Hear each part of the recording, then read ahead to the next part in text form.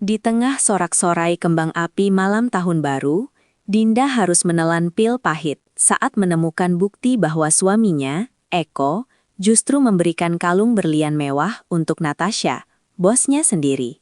Namun, Eko tidak pernah menyadari bahwa di balik kelembutan istrinya, Dinda telah mengantongi semua rahasia gelap dan skandal perusahaan yang siap diledakkan kapan saja. Saat pengkhianatan itu semakin menjadi-jadi, Dinda justru sedang menata strategi besar untuk bangkit dari debu penghinaan menjadi penguasa bisnis yang baru, siap menghancurkan karir dan harga diri suaminya hingga tak bersisa. Siapkah Anda menyaksikan detik-detik kehancuran sang pengkhianat dan kebangkitan megah seorang istri yang selama ini diremehkan? Sebelum kita masuk ke babak penuh kejutan ini, saya ingin menyapa Anda semua. Dari kota mana sajakah Anda berasal saat ini? Silahkan tulis nama kota Anda di kolom komentar, agar kita bisa saling menyapa dan mengenal lebih dekat. Malam pergantian tahun seharusnya menjadi momen hangat yang penuh dengan harapan baru. Namun bagi Dinda, udara di dalam ruang tamu rumahnya terasa lebih dingin daripada angin Desember yang menderu di luar. Di atas meja makan yang tertata rapi, lilin aromaterapi mulai meleleh perlahan, mengiringi uap makanan yang kian menipis. Dinda telah menghabiskan waktu berjam-jam untuk memasak hidangan favorit Eko. Menata setiap piring dengan penuh cinta, dan mengenakan gaun yang dulu selalu dipuji suaminya. Namun, jarum jam yang terus berdetak seolah mengejek kesetiaannya. Pukul 11 malam lewat, dan kursi di hadapannya masih saja kosong. Suara riuh kembang api yang sesekali meledak di kejauhan justru mempertegas kesunyian yang mencekam di dalam hati Dinda. Ada rasa hampa yang mulai menggerogoti dadanya. Sebuah firasat buruk yang selama beberapa bulan terakhir berusaha ia tepis dengan logika. Ponsel Dinda bergetar di atas meja, menampilkan sebuah pesan singkat dari Eko yang mengatakan bahwa rapat evaluasi akhir tahun dengan Natasha, sang atasan, berlangsung lebih lama dari perkiraan. Dinda menatap layar itu dengan mata berkaca-kaca.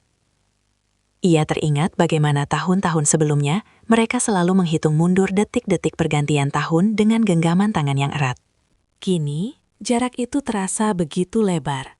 Bukan hanya jarak fisik, melainkan jarak emosional yang membuat Eko terasa seperti orang asing yang hanya singgah untuk tidur.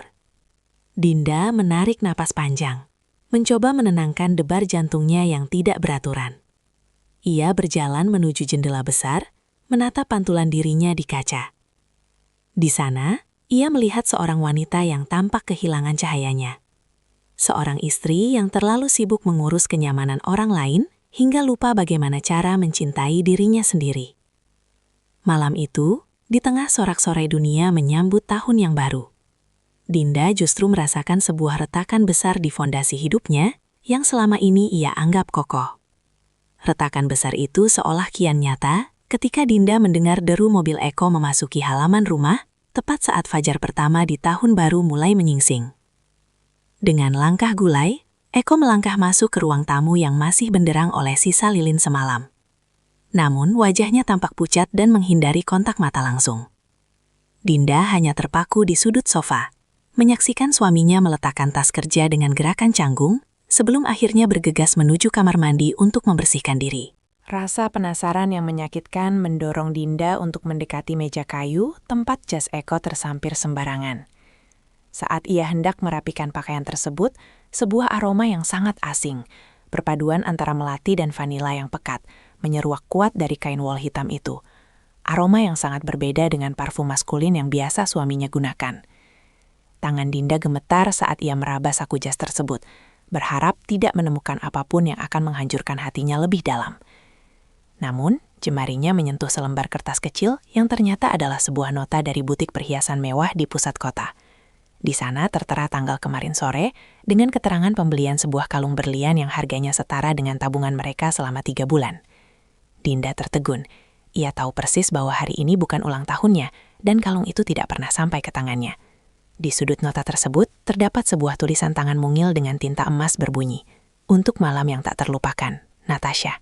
Seketika, oksigen di sekitar Dinda terasa menipis, seolah dinding dengan dinding rumah yang ia bangun dengan kasih sayang selama 5 tahun ini mulai menghimpitnya dari segala arah. Ia berusaha menahan isak tangis agar tidak terdengar, namun air matanya jatuh membasahi nota bukti pengkhianatan tersebut. Di kamar mandi, suara gemericik air seolah menenggelamkan kejujuran yang seharusnya ada. Sementara di ruang tamu, Dinda menyadari bahwa tahun ini bukan lagi tentang resolusi kebahagiaan, melainkan tentang bertahan hidup di tengah badai yang diciptakan oleh orang yang paling ia percayai. Badai emosi yang berkecamuk di dalam dada Dinda membawanya kembali pada memori masa lalu yang penuh perjuangan, saat ia dan Eko masih merintis hidup dari sebuah kontrakan sempit di pinggiran kota. Ia teringat jelas bagaimana dulu ia rela melepaskan karir cemerlangnya di sebuah firma hukum demi menjadi sistem pendukung utama bagi Eko yang sering gagal dalam wawancara kerja. Setiap malam, Dinda dengan sabar membantu Eko berlatih presentasi, menyetrika kemeja satu-satunya dengan penuh ketelitian. Bahkan seringkali ia sendiri melewatkan jam makan agar suaminya bisa memiliki asupan nutrisi yang cukup untuk menjaga konsentrasi. Baginya kala itu, kesuksesan Eko adalah kesuksesannya juga, sebuah pencapaian kolektif yang dibangun di atas fondasi kasih sayang dan pengabdian tanpa syarat. Namun, kini semua keringat dan air mata yang ia tumpahkan seolah tidak memiliki arti sama sekali di mata suaminya yang telah dibutakan oleh ambisi dan kemewahan. Potret pernikahan mereka yang tergantung di dinding ruang tengah tampak seperti sebuah ironi yang menyakitkan. Di dalam foto itu, mereka berdua tersenyum lebar dengan latar belakang matahari terbenam. Janji-janji setia masih terasa segar di ingatan Dinda. Sangat sulit dipercaya bahwa pria yang dulu berlutut memohon dukungan darinya, kini tega memberikan perhiasan mahal kepada wanita lain menggunakan uang yang seharusnya menjadi jaminan masa depan mereka. Kehadiran Natasha dalam kehidupan profesional Eko ternyata telah mengubah segalanya. Menggeser posisi Dinda dari pusat semesta Eko menjadi sekadar bayang-bayang di balik pintu rumah. Dinda meremas jemarinya sendiri, merasakan kehampaan yang luar biasa merayap hingga ke tulang. Ia menyadari bahwa selama ini ia telah memberikan segalanya untuk membangun sebuah mahligai, namun ia lupa menyediakan ruang bagi dirinya sendiri untuk tetap berdiri tegak. Di tengah kesunyian pagi itu, sebuah kesadaran pahit muncul. Ia telah menjadi terlalu kecil dalam dunianya sendiri karena terlalu fokus membesarkan nama orang lain. Kesadaran pahit bahwa ia telah melupakan harga dirinya sendiri membawa Dinda pada sebuah keputusan berani untuk tidak lagi bersembunyi di balik pintu rumah yang dingin. Kesempatan itu datang melalui sebuah kartu undangan elegan berwarna biru tua yang terselip di dalam tas kerja Eko, berisi undangan perayaan pencapaian tahunan perusahaan yang akan diadakan di hotel berbintang. Tanpa meminta izin seperti yang biasa ia lakukan, Dinda memilih untuk berdandan dengan saksama, mengenakan pakaian terbaik yang masih tersisa di lemari, dan memoles wajahnya yang pucat agar terlihat segar serta penuh percaya diri. Ketika ia melangkah masuk ke dalam aula mewah tempat acara berlangsung, matanya langsung tertuju pada sudut ruangan di mana Eko berdiri sangat dekat dengan Natasha.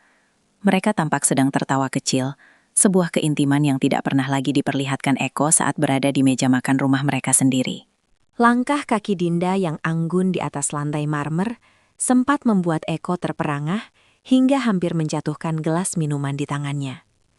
Ketegangan seketika menyelimuti atmosfer saat Dinda menghampiri mereka dengan senyum yang tenang namun penuh makna. Natasha, dengan tatapan tajam yang seolah menilai penampilan Dinda dari ujung kepala hingga kaki, hanya menyapa dengan anggukan formal yang terasa sangat merendahkan. Di sana, Dinda menyaksikan bagaimana suaminya tampak begitu canggung, terombang-ambing antara peran sebagai istri yang sah dan bawahan yang sangat patuh pada bos wanitanya. Setiap gerak-gerik Natasha yang menyentuh lengan Eko secara halus membuat Dinda merasa seperti sedang menonton sebuah pertunjukan sandiwara yang menyakitkan. Namun, alih-alih meledak dalam amarah, Dinda justru memilih untuk mengamati setiap detail interaksi mereka dengan logika yang tajam. Ia menyadari bahwa malam ini bukan sekadar acara kantor biasa, melainkan medan pertempuran pertama di mana ia harus mulai menarik kembali kendali atas kehidupannya yang sempat dirampas oleh pengkhianatan yang sistematis. Sistematisnya pengkhianatan yang ia saksikan di aula hotel itu terus membayangi pikiran Dinda hingga mereka tiba kembali di rumah dalam keheningan yang menyesakan. Eko langsung tertidur lelap karena pengaruh kelelahan, meninggalkan ponselnya yang tergeletak begitu saja di atas nakas tanpa pengawasan. Dengan jantung yang berdegup kencang, Dinda meraih perangkat logam tersebut. sebuah benda yang selama ini menjadi kotak hitam rahasia kehidupan suaminya. Saat layar menyala, sebuah notifikasi pesan singkat muncul dari nama yang kini sangat ia benci. Pesan dari Natasha itu bukan berisi urusan pekerjaan atau jadwal rapat, melainkan sebuah kalimat singkat yang menghancurkan sisa-sisa harapan Dinda. Terima kasih untuk pelukan hangat di sela acara tadi. Aku tidak sabar menunggu perjalanan kita minggu depan. Kalimat itu terasa seperti hantaman keras yang membuat dunia di sekitar Dinda seolah berhenti berputar. Tidak ada lagi ruang untuk penyangkalan. Rencana perjalanan yang disebut Natasha pastilah alasan dibalik izin dinas luar kota yang sempat dilontarkan Eko beberapa hari lalu. Dinda meletakkan kembali ponsel itu dengan tangan yang kaku, berusaha mengatur napas agar tidak tercekik oleh rasa kecewa yang meluap. Ia menyadari bahwa selama ini dirinya hanya dianggap sebagai penjaga rumah, sementara hati dan perhatian Eko telah berpindah sepenuhnya ke tangan wanita lain yang memiliki kuasa lebih besar. Di tengah kegelapan kamar, Dinda tidak membiarkan dirinya tenggelam dalam ratapan yang sia-sia. Alih-alih meratap, ia mulai menyusun rencana dalam benaknya, mengkalkulasi setiap langkah yang harus diambil agar ia tidak keluar dari lingkaran ini sebagai pecundang. Ia teringat akan kemampuan analisisnya yang dulu sangat tajam, sebuah aset yang ia kubur demi kenyamanan Eko. Kini, aset itu harus ia bangkitkan kembali.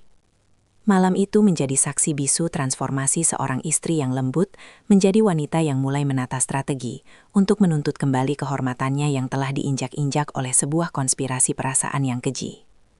Keji dan tidak termaafkan, rencana perjalanan rahasia itu menjadi pendorong bagi Dinda untuk keluar sejenak dari pengapnya suasana rumah demi mencari udara segar di sebuah kedai kopi pinggiran kota. Di sana, di tengah aroma biji kopi yang menenangkan, ia justru dipertemukan dengan sosok masa lalu yang tidak pernah ia duga. Joko, sahabat lama yang dulu dikenal sebagai rekan diskusi paling kritis itu, kini tampil sebagai seorang konsultan bisnis yang sukses, dengan tatapan mata yang tetap hangat namun penuh wibawa.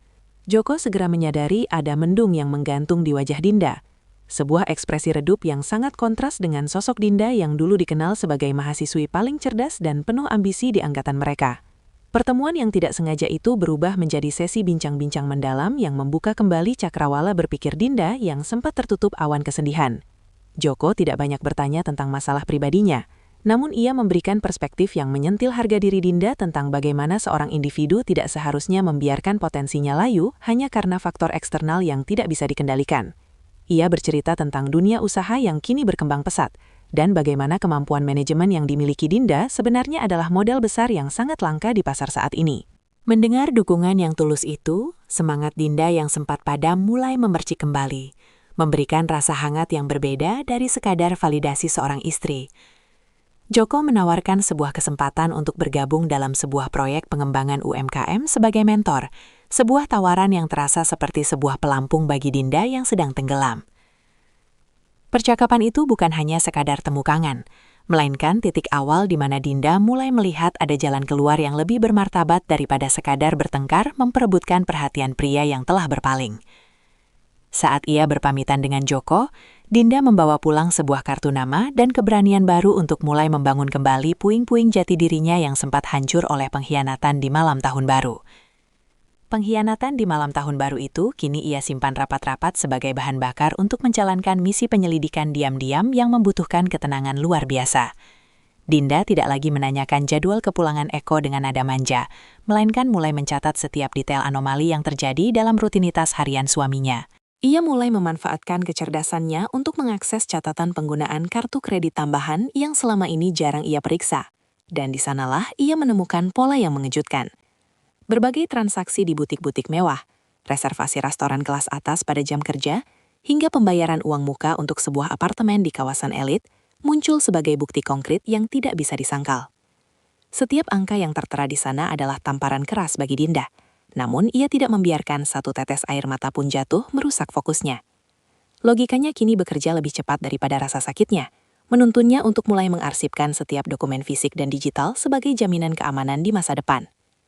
Ia bahkan mulai mencocokkan jadwal rapat mendadak Eko dengan unggahan di media sosial milik Natasha yang seringkali memberikan kode-kode samar mengenai lokasi keberadaannya. Ketelitian Dinda dalam mengumpulkan kepingan fakta ini membuatnya menyadari betapa dalam suaminya telah terperosok ke dalam pengaruh manipulatif sang atasan. Namun di tengah kecamuk kebencian, ada keraguan yang sesekali muncul ketika Eko bersikap manis dan membawakannya bunga sebagai bentuk kamuflase rasa bersalah. Dinda berdiri di persimpangan jalan yang sangat sulit, di mana hatinya terkadang masih ingin mempercayai kebohongan demi mempertahankan sisa-sisa rumah tangga yang rapuh. Namun setiap kali keraguan itu menyapa, ia kembali menatap kartu nama dari Joko dan berkas-berkas bukti di tangannya. Ia tahu bahwa memilih untuk tetap diam dan memaafkan tanpa perubahan hanya akan membuatnya hancur perlahan dalam kehinaan. Penyelidikan ini bukan hanya soal mengumpulkan kesalahan Eko, melainkan cara Dinda untuk meyakinkan dirinya sendiri bahwa logika harus menang di atas perasaan yang telah dikhianati berkali-kali. Perasaan yang telah dikhianati berkali-kali itu harus Dinda simpan di balik wajah tenang saat ia melangkah masuk ke gedung pencakar langit tempat suaminya bekerja, memenuhi panggilan mendadak dari Natasha. Ruang kerja sang atasan tampak sangat luas dan dingin, dengan dinding kaca besar yang memperlihatkan hiruk-pikuk kota dari ketinggian, mencerminkan kekuasaan yang dimiliki wanita itu. Natasha duduk di balik meja mahoni besarnya, menatap Dinda dengan seringai tipis yang seolah-olah menyatakan kemenangan tanpa perlu berucap sepatah kata pun. Ia dengan sengaja membiarkan Dinda berdiri selama beberapa menit sebelum mempersilahkannya duduk. Sebuah taktik intimidasi klasik untuk menegaskan siapa yang memegang kendali di ruangan tersebut. Tanpa basa-basi, Natasha mulai membicarakan tentang performa kerja Eko yang kian melejit. Namun dengan nada bicara yang menyiratkan bahwa semua itu hanya bisa tercapai berkat dukungannya, bukan karena pengabdian Dinda di rumah. Natasha secara halus menyinggung bahwa seorang pria sukses membutuhkan pasangan yang bisa mengimbangi gaya hidup dan ambisi profesionalnya, bukan sekedar seseorang yang ahli mengurus dapur. Setiap kata yang keluar dari bibir Natasha dirancang untuk menusuk rasa percaya diri Dinda, meremehkan statusnya sebagai ibu rumah tangga yang dianggap tidak lagi relevan dengan dunia modern. Namun, alih-alih merasa terhina atau menunjukkan kemarahan, Dinda justru menatap balik mata Natasha dengan ketenangan yang mengejutkan. Keheningan di antara mereka menjadi medan perang psikologis yang intens, di mana Dinda menyadari bahwa wanita di hadapannya ini sedang berusaha menutupi kekosongan jiwanya dengan cara merusak kebahagiaan orang lain. Dinda tidak memberikan reaksi emosional yang diharapkan Natasha. Ia justru tersenyum tipis sembari mengamati tumpukan berkas di meja yang secara tidak sengaja memperlihatkan draft perjalanan dinas mereka ke luar negeri. Pertemuan ini tidak membuat Dinda merasa kerdil, melainkan justru memperkuat tekadnya bahwa ia harus segera bangkit dan membuktikan bahwa kecerdasan seorang istri jauh lebih berbahaya daripada ambisi seorang perusak rumah tangga yang merasa dirinya tak terkalahkan. Tak terkalahkan mungkin adalah kesan yang ingin ditonjolkan Natasha, namun bagi Dinda, pertemuan itu justru menjadi katalisator untuk membuka kotak kayu tua yang selama ini ia simpan di balik tumpukan kain di lemari pakaian. Di dalam kotak itu tersimpan buku tabungan dari masa mudanya dan beberapa perhiasan emas peninggalan almarhumah ibunya, sebuah warisan yang tadinya ingin ia simpan untuk masa depan keluarga kecilnya. Namun melihat realita yang ada, Dinda menyadari bahwa investasi terbaik saat ini bukanlah pada kenangan, melainkan pada kebangkitan dirinya sendiri. Ia segera menghubungi Joko untuk mendiskusikan rencana penggunaan modal tersebut guna meluncurkan sebuah jenama kuliner sehat berbasis catering perkantoran. Sebuah ide yang telah lama ia susun secara matang dalam kepalanya, namun selalu tertunda karena alasan pengabdian pada suami. Langkah berani ini ia jalankan dengan penuh kerahasiaan, seolah-olah ia sedang membangun sebuah benteng pertahanan di tengah medan perang yang sunyi. Sambil tetap menjalankan perannya sebagai istri di rumah, Dinda mulai menyewa sebuah dapur kecil di pinggiran kota dan merekrut beberapa asisten untuk memproduksi pesanan pertama dari jaringan relasi yang diberikan oleh Joko. Ia belajar kembali tentang manajemen arus kas, strategi pemasaran digital, dan logistik distribusi yang ternyata jauh lebih menantang sekaligus memuaskan daripada sekadar mengatur belanja harian rumah tangga. Kesibukan baru ini memberikan kilau yang berbeda pada mata Dinda. Ia tidak lagi terlihat seperti wanita yang meratapi nasib, melainkan sosok pemimpin yang sedang mempersiapkan sebuah gebrakan besar. Kemandirian finansial yang mulai ia bangun selangkah demi selangkah, memberikan rasa aman yang belum pernah ia rasakan sebelumnya. Setiap rupiah yang ia hasilkan sendiri dari keringat dan pemikirannya, terasa seperti obat penawar bagi luka yang ditinggalkan Eko. Dinda tahu bahwa ia sedang berpacu dengan waktu sebelum rahasia ini terungkap. Namun ia juga sadar bahwa memiliki kekuatan ekonomi adalah satu-satunya cara untuk bisa berdiri sejajar dan memenangkan kembali harga dirinya yang sempat terkikis. Dengan setiap paket catering yang ia kirimkan, Dinda seolah sedang mengirimkan pesan kepada semesta bahwa ia sudah siap untuk melepaskan ketergantungannya pada pria yang telah menganggap remeh keberadaannya. Keberadaannya yang dianggap remeh menjadi celah bagi Dinda untuk mengamati Eko yang sedang bersiap dengan koper besarnya, berpura-pura sibuk memeriksa paspor untuk perjalanan yang ia sebut sebagai tugas mendesak dari perusahaan. Eko memberikan kecupan singkat di kening Dinda, sebuah gestur hambar yang kini terasa seperti sebuah kepura-puraan yang memuakkan bagi istrinya. Begitu pintu depan tertutup dan suara mobil suaminya menjauh, Dinda tidak lagi menangis atau menatap jendela dengan tatapan kosong. Ia segera mengambil gawai pribadinya dan menghubungi tim yang telah ia bentuk bersama Joko. Rencana besar yang telah ia susun bukan sekadar konfrontasi emosional, melainkan sebuah kejutan yang akan memastikan bahwa kebohongan Eko dan Natasha terdokumentasi dengan cara yang paling teliti dan tak terbantahkan. Dinda mengetahui bahwa mereka tidak menuju ke bandara untuk urusan bisnis, melainkan ke sebuah resor mewah di pegunungan untuk merayakan apa yang mereka sebut sebagai kemenangan karir. Dengan bantuan jaringan informasi dari Joko, Dinda telah memesan kamar di lokasi yang sama, namun ia tidak datang sendirian. Ia membawa serta beberapa saksi kunci dan fotografer profesional yang ia sewa untuk mengabadikan momen kebersamaan suaminya dengan Natasha sebagai bukti legal yang kuat. Di sepanjang perjalanan menuju lokasi tersebut, Dinda merasakan ketenangan yang aneh.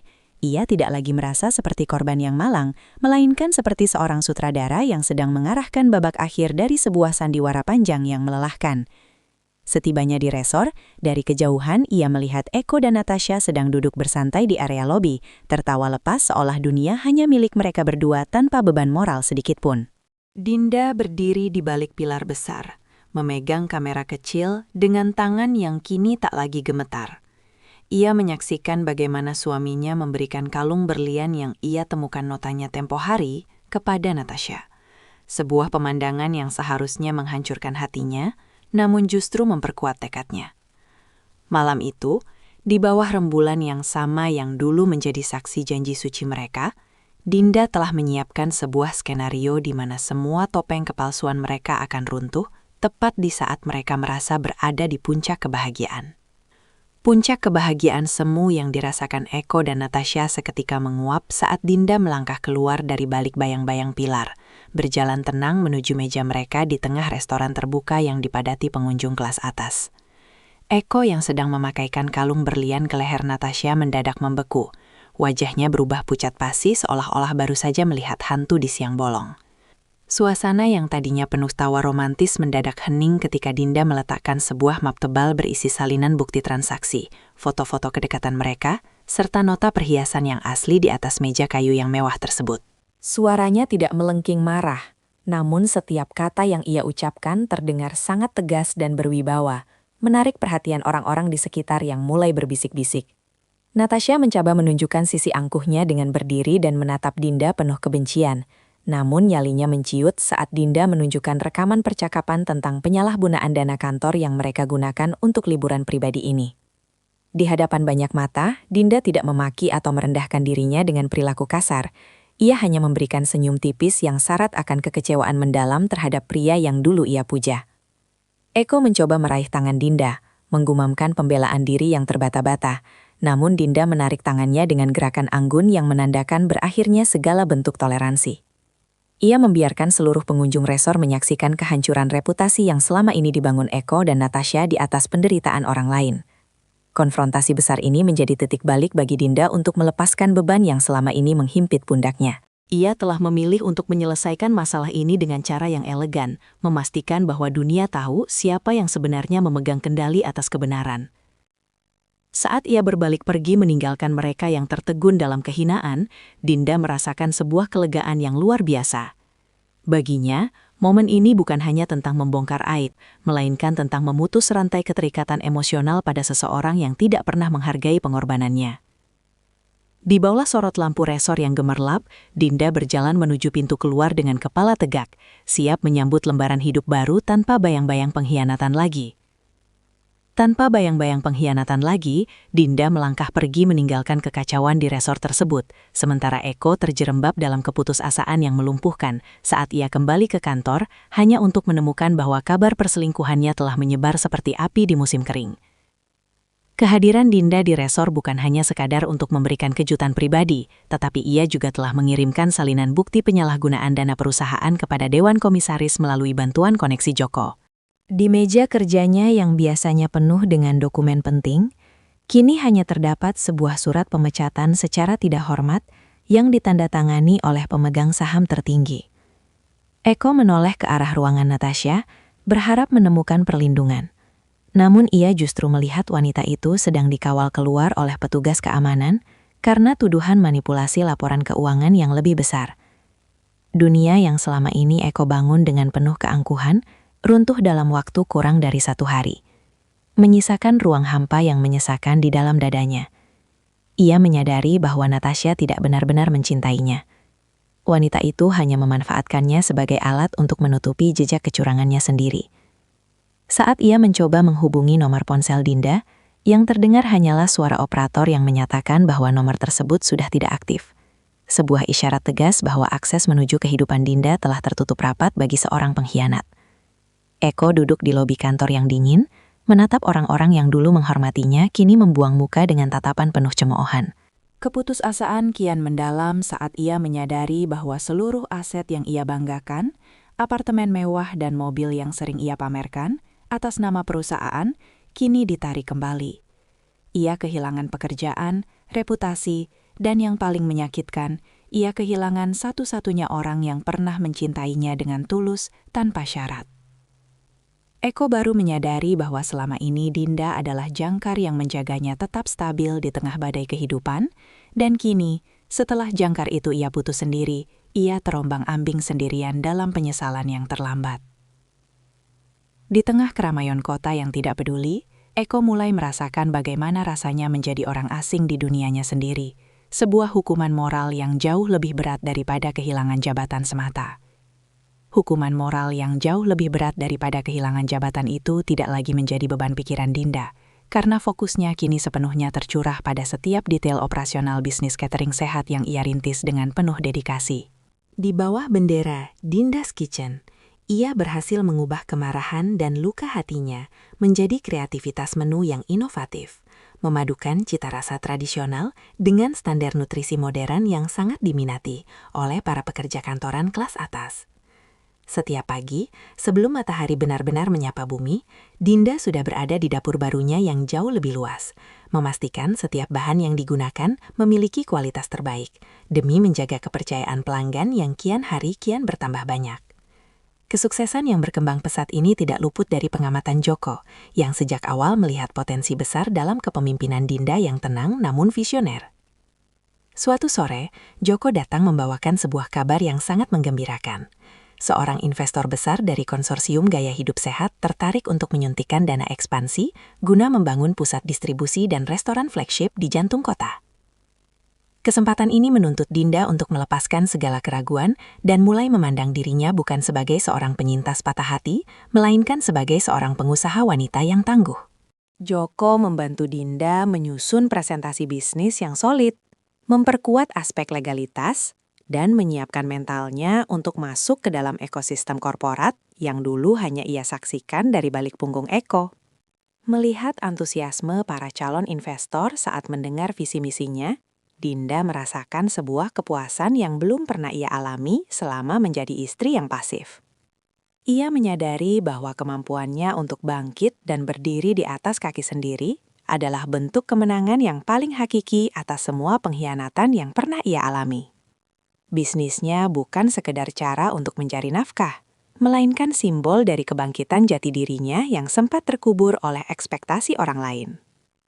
Di tengah kesibukan yang sangat padat itu, Dinda akhirnya berasa bahwa ia tidak lagi membutuhkan validasi dari siapapun untuk merasa berharga, karena keberhasilannya saat ini adalah buah dari keberaniannya sendiri untuk memilih jalan yang sulit namun benar. Memilih jalan yang sulit namun benar membawa Dinda pada sebuah sore yang menentukan di lobi gedung perkantoran mewah. tepat beberapa menit sebelum ia dijadwalkan menandatangani kontrak investasi besar yang akan mengubah hidupnya. Namun langkahnya terhenti saat melihat sesosok pria duduk di bangku panjang dengan pakaian yang tampak kusam dan bahu yang meluruh lesu. Itu adalah Eko. Penampilannya sangat kontras dengan pria parlente yang dulu selalu memandang rendah masakan rumahannya. Kini wajahnya tampak tirus dengan sorot mata yang kehilangan binar ambisinya. Begitu melihat Dinda, Eko langsung berdiri dengan gerakan gemetar, mencoba mendekat namun tertahan oleh tatapan Dinda yang dingin dan berjarak. Eko mulai meracik kata-kata permohonan maaf, menceritakan betapa hancurnya hidupnya setelah dipecat dan bagaimana Natasha meninggalkannya begitu saja setelah semua asetnya disita. Ia memohon kesempatan kedua, berjanji untuk memperbaiki segalanya dan kembali menjadi suami yang dulu, asalkan Dinda mau menariknya keluar dari keterpurukan ekonomi ini. Namun di saat yang bersamaan, Joko muncul dari balik pintu lift, memberikan kode bahwa para investor sudah menunggu di ruang rapat utama. Dinda berdiri di antara dua kutub, masa lalunya yang penuh luka namun memelas, dan masa depannya yang gemilang namun menuntut ketegasan tanpa kompromi. Pilihan sulit itu terjawab hanya dalam hitungan detik melalui helaan napas panjang yang melegakan. Dinda menatap Eko bukan dengan kemarahan, melainkan dengan rasa kasihan yang tulus, seperti melihat orang asing yang tersesat. Ia mengeluarkan sebuah kartu nama dan menyerahkannya kepada Eko, namun bukan untuk kembali ke pelukannya, melainkan kartu nama seorang konsultan karir yang bisa membantunya mulai dari bawah lagi jika ia benar-benar ingin berubah.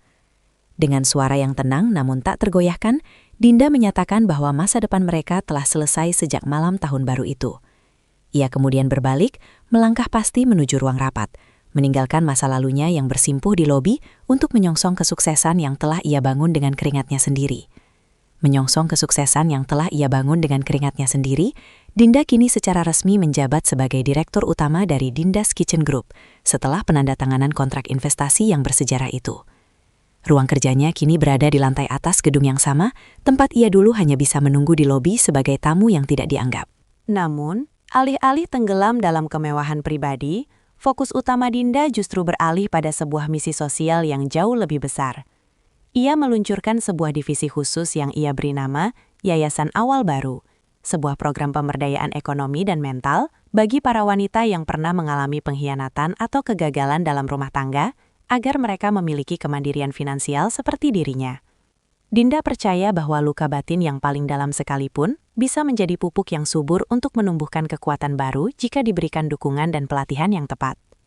Melalui yayasan ini, ia menyediakan kursus manajemen bisnis, sertifikasi kuliner, hingga bantuan modal awal untuk para janda dan istri yang selama ini merasa tidak berdaya secara ekonomi.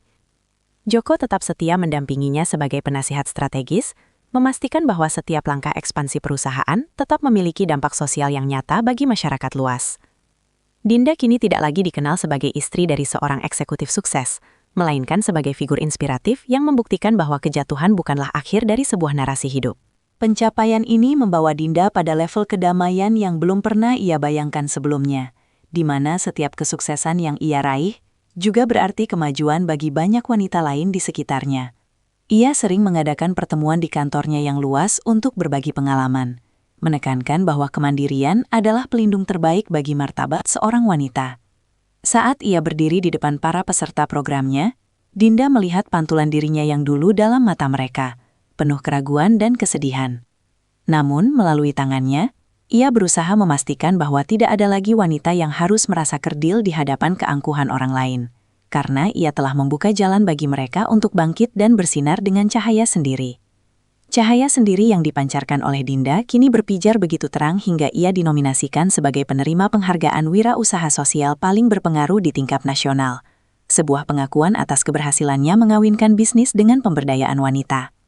Namun, di tengah persiapan menuju malam penganugerahan tersebut, sebuah kabar miring sampai ke telinga Dinda melalui tim riset pasarnya. Natasha, yang rupanya telah bebas dari masa hukuman ringannya, mencoba membangun kembali kerajaan bisnisnya yang hancur dengan cara-cara yang tidak etis. Ia mulai menyebarkan informasi palsu mengenai kualitas bahan baku di Dinda's Kitchen dan mencoba menyabotase kontrak distribusi dengan menawarkan harga di bawah standar pasar demi merebut kembali posisinya di dunia korporat yang dulu ia kuasai. Menanggapi upaya sabotase tersebut, Dinda tidak membiarkan emosi masa lalu menguasai logikanya, seperti saat ia pertama kali dikhianati. Ia justru menggunakan momen ini sebagai ujian sesungguhnya bagi sistem manajemen yang telah ia bangun bersama Joko. Alih-alih melakukan serangan balik secara personal, Dinda mengundang lembaga pengawas pangan independen dan awak media untuk melakukan audit terbuka di dapur pusatnya. Transparansi total ini justru menjadi senjata makan tuan bagi Natasha, ketika kebenaran terungkap bahwa standar kebersihan dan kualitas Dinda jauh melampaui rata-rata.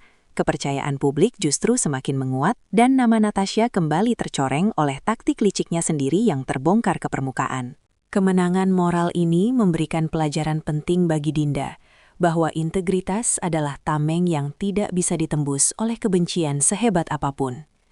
Ia menyadari bahwa Natasha masih terjebak dalam pola pikir kompetisi yang beracun, sementara dirinya sudah melangkah jauh ke depan dalam fase kolaborasi dan inspirasi. Saat kabar kegagalan sabotase itu mencuat, Dinda hanya menanggapinya dengan doa agar mantan bos suaminya itu menemukan jalan kedamaian tanpa harus menjatuhkan orang lain. Fokusnya tetap tertuju pada panggung penghargaan nasional, di mana ia berencana mendedikasikan trofi tersebut untuk setiap wanita yang sedang berjuang memungut kepingan hidupnya di tengah reruntuhan kepercayaan yang dihancurkan oleh orang terdekat. Orang terdekat yang pernah menghancurkan kepercayaannya itu kini benar-benar menjadi bagian dari masa lalu yang ia maafkan sepenuhnya saat Dinda mengunjungi sebuah panti sosial untuk menyalurkan bantuan rutin dari perusahaannya. Di antara para relawan yang sedang membantu membagikan makanan kepada lansia, ia melihat sosok yang sangat familiar namun tampak jauh lebih bersahaja. Eko tidak lagi mengenakan jam tangan mewah atau setelan jas mahal.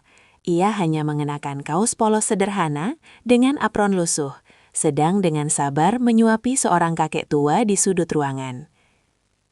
Pertemuan yang tidak direncanakan ini membawa suasana yang sangat berbeda dari konfrontasi penuh amarah di resor atau lobi gedung perkantoran beberapa waktu lalu. Eko yang menyadari kehadiran Dinda segera berdiri, namun kali ini tidak ada lagi permohonan maaf yang berlebihan atau permintaan untuk kembali. Ia menunduk dalam, menunjukkan rasa hormat yang tulus, dan menceritakan bahwa ia telah menemukan kedamaian dengan bekerja sebagai tenaga sukarela setelah kehilangan segala ambisi dunianya. Dinda melihat ada ketenangan baru di mata mantan suaminya, sebuah tanda bahwa penderitaan telah mengubah Eko menjadi manusia yang lebih menghargai esensi kehidupan daripada sekadar jabatan. Dalam momen yang mengharukan itu, Dinda menyadari bahwa dendam yang selama ini mungkin masih tersisa di sudut hatinya telah menguap sepenuhnya, digantikan oleh rasa syukur atas jalan hidup masing-masing yang kini telah memisah dengan cara yang paling damai. Pertemuan singkat ini menjadi penutup yang sempurna bagi proses penyembuhan luka batin Dinda. Ia tidak memberikan bantuan materi secara khusus kepada Eko, karena ia tahu pria itu sedang menempuh perjalanan penebusan dosanya sendiri yang berharga. Dinda hanya memberikan senyuman tulus sebagai tanda bahwa ia telah melepaskan segala beban sejarah mereka. Saat ia melangkah keluar dari panti sosial tersebut, ia merasa jiwanya benar-benar ringan, seperti seekor burung yang akhirnya lepas dari sangkar emas yang selama ini membelenggunya. Resolusi ini membuktikan bahwa kebahagiaan sejati bukanlah tentang melihat musuh kita menderita, melainkan tentang mencapai titik di mana keberadaan mereka tidak lagi memiliki kuasa untuk mengusik ketenangan batin kita. Ketenangan batin yang telah ia capai membawa Dinda melintasi batas-batas negara, hingga 1 tahun kemudian, ia berdiri di sebuah podium megah di Singapura sebagai mentor bisnis global bagi para pengusaha muda Asia. Sosoknya yang dulu terkurung dalam rutinitas dapur rumah tangga, kini telah bertransformasi menjadi ikon kepemimpinan perempuan yang sangat disegani di kancah internasional. Dinda tidak hanya berbicara tentang strategi pemasaran atau efisiensi modal, tetapi ia lebih banyak menekankan tentang pentingnya membangun kecerdasan emosional dan ketangguhan mental dalam menghadapi badai kehidupan. Ia sering menceritakan bagaimana pengkhianatan yang paling pahit sekalipun bisa dikonversi menjadi energi yang luar biasa jika seseorang berani untuk tidak membiarkan dirinya menjadi korban keadaan secara terus-menerus. Kemitraannya dengan Joko kini telah berkembang menjadi sebuah aliansi strategis yang mencakup berbagai sektor, mulai dari teknologi pangan hingga platform edukasi bagi perempuan di daerah terpencil. Joko tetap menjadi sahabat yang paling memahami alur perjuangan Dinda, berdiri di barisan depan setiap kali Dinda meluncurkan inovasi baru. Bersama-sama, mereka membuktikan bahwa hubungan yang didasari atas rasa hormat dan visi yang sama jauh lebih kokoh daripada sekadar keterikatan romantis yang dangkal. Kehidupan Dinda kini dipenuhi dengan jadwal seminar yang padat, diskusi panel dengan para pemimpin industri, serta kunjungan ke berbagai proyek sosial yang ia inisiasi sendiri di tanah air. Di tengah gemerlapnya kesuksesan global tersebut, Dinda tetap mempertahankan kesederhanaan hatinya. Ia tidak membiarkan popularitas atau kekayaan mengubah nilai-nilai dasar yang ia yakini. Baginya, setiap pencapaian adalah tanggung jawab baru untuk bisa merangkul lebih banyak tangan yang sedang terjatuh. Ia telah belajar bahwa sukses bukan hanya tentang seberapa tinggi seseorang mendaki, melainkan tentang seberapa banyak orang lain yang bisa ia bantu untuk ikut naik bersamanya. Malam-malam yang dulu ia habiskan dengan tangis kesendirian, kini telah berganti menjadi malam-malam penuh inspirasi, di mana ia menyusun draft buku terbarunya yang ia dedikasikan untuk setiap jiwa yang sedang mencari jalan pulang menuju jati diri mereka yang sebenarnya. Jati diri mereka yang sebenarnya menjadi tema utama dalam buku biografi yang akhirnya Dinda luncurkan, di mana ia merangkum seluruh pelajaran hidupnya tentang seni memaafkan tanpa harus melupakan. Dalam bab yang paling menyentuh, Dinda menuliskan bahwa memaafkan bukanlah sebuah tindakan untuk membebaskan orang lain dari kesalahannya, melainkan sebuah hadiah untuk diri sendiri agar tidak lagi terbelenggu oleh rantai kebencian yang melelahkan.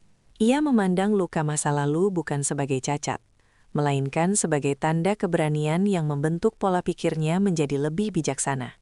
Pengalaman pahit bersama Eko dan Natasha, ia akui sebagai guru yang paling jujur, yang mengajarinya bahwa cinta sejati tidak seharusnya menuntut penghapusan identitas diri, melainkan justru memberikan ruang bagi masing-masing individu untuk tumbuh dan berkembang secara sejajar. Dinda kini mendefinisikan cinta yang sehat sebagai sebuah kolaborasi yang berlandaskan pada integritas dan kejujuran, bukan pada ketergantungan yang buta atau manipulasi kekuasaan. Ia mulai menyadari bahwa selama bertahun-tahun, ia telah terjebak dalam konsep pengabdian yang keliru, di mana ia menganggap bahwa mengalah adalah cara untuk mempertahankan keutuhan. Namun sekarang, ia memahami bahwa sebuah hubungan hanya akan seimbang jika kedua belah pihak memiliki rasa percaya diri yang kuat dan mampu berdiri di atas kaki masing-masing. Pelajaran ini ia bagikan kepada ribuan pembacanya, mengingatkan bahwa sebelum mencintai orang lain dengan tulus, seseorang harus terlebih dahulu selesai dengan urusan mencintai dan menghargai dirinya sendiri. Filosofi hidup Dinda yang baru ini membawa dampak besar pada cara ia berinteraksi dengan orang-orang di sekitarnya, termasuk dalam hubungannya yang kian erat dengan Joko.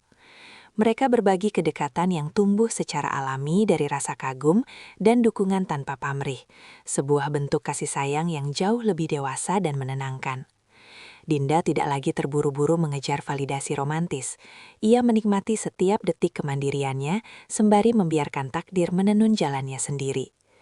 Di usia matangnya, ia merasa jauh lebih muda dan berenergi karena ia tidak lagi memikul beban ekspektasi orang lain, melainkan hidup sepenuhnya dalam harmoni dengan nilai-nilai yang ia perjuangkan dengan penuh keberanian. Harmoni dengan nilai-nilai yang ia perjuangkan membawa Dinda kembali berdiri di balkon gedung miliknya tepat saat malam pergantian tahun tiba. Namun suasana kali ini sungguh berbeda dengan 3 tahun silam. Tidak ada lagi meja makan yang sunyi atau penantian yang menyiksa di bawah temaram lilin yang meleleh. Di belakangnya, suara tawa para sahabat, rekan bisnis dan para wanita dari Yayasan Awal Baru memenuhi ruangan dalam sebuah perayaan syukur yang penuh kehangatan. Dinda menatap langit malam yang mulai dihiasi oleh percikan kembang api. Sebuah panorama yang dulu terasa seperti ejekan atas kesepiannya, namun kini tampak seperti simbol kemenangan atas kegelapan masa lalu yang berhasil ia lalui dengan kepala tegak. Momen dramatis itu mencapai puncaknya saat Joko menghampirinya, bukan untuk memberikan janji-janji manis yang semu, melainkan untuk memberikan sebuah apresiasi tulus atas ketangguhan yang telah Dinda tunjukkan kepada dunia. Di kejauhan, lampu-lampu kota yang berkelap-kelip seolah menjadi saksi bisu bahwa di setiap sudut gedung itu ada jejak kerja keras dan martabat yang telah ia bangun kembali dari nol. Dinda menyadari bahwa pengkhianatan suaminya dulu bukanlah akhir dari dunianya, melainkan sebuah gerbang menyakitkan yang memang harus terbuka agar ia bisa menemukan potensi raksasa yang selama ini tertidur di dalam dirinya. Ia tidak lagi melihat masa lalunya dengan rasa pahit. Ia melihatnya sebagai jembatan emas yang menuntunnya menjadi wanita yang berdaya, mandiri, dan bermakna bagi sesama. Pesan moral yang ingin ia sampaikan kepada semesta malam itu sangatlah jelas. Jangan pernah membiarkan orang lain memegang kendali atas kebahagiaanmu. Dan jangan pernah takut untuk melepaskan sesuatu yang sudah merusak jiwamu. Kebangkitan sejati dimulai saat kita berhenti meratapi pintu yang tertutup dan mulai membangun pintu kita sendiri. Saat jam menunjukkan pukul 12 tepat, Dinda memejamkan mata sejenak, membisikkan doa syukur yang mendalam. Tahun baru ini bukan lagi tentang memulai pengkhianatan, melainkan tentang merayakan kebebasan jiwa yang telah menemukan rumahnya yang paling sejati. Di bawah langit yang benderang, Dinda melangkah kembali ke dalam keramaian, siap menyongsong masa depan dengan keyakinan bahwa kesuksesan terbesar adalah ketika kita mampu mencintai diri sendiri dengan utuh, tanpa syarat.